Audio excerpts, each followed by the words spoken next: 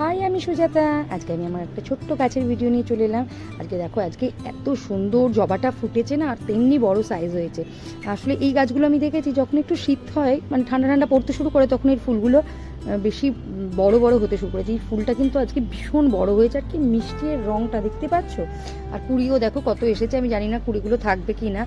তো পাশের গাছটার কুড়ি তো সব ঝরে যাচ্ছে, এটা জলটার একটু প্রবলেম হচ্ছে বোধহয়, কারণ এর মাটিটা আমার খুব একটা ভালো তৈরি হয়নি, যার জন্যে গাছটা আগেও একবার বৃষ্টির সময় প্রায় মরেই যাচ্ছিলো। তো যাই হোক, তার থেকে আবার অনেক ডালপালা বেরিয়েছিল, প্রচুর কুড়িও আসছে, কিন্তু ফুল ফুটছে না। তো মনে হচ্ছে এটা আমার জলের পরিমাণটা একটু গন্ডগোল হচ্ছে বলে। তো জলটা তো এখন বৃষ্টি হচ্ছে, আর আমার এত সরিয়ে রাখার কোনো জায়গা নেই, তাই জন্যে জলটা বেশি হয়ে যাচ্ছে। তো ফলে গাছের কুড়িগুলো সব এরকমভাবে শুকিয়ে যাচ্ছে। এই জবা গাছ বলো, যে কোনো গাছ বলো, সব গাছের ক্ষেত্রে কিন্তু জলটা বুঝে দেওয়াটা কিন্তু ভীষণভাবে এফেক্ট করে। তো আজকের আমার এই গাছগুলো তোমার কেমন লাগলো, এই ফুলটা তোমাদের কেমন লাগলো আমাকে অবশ্যই জানিও।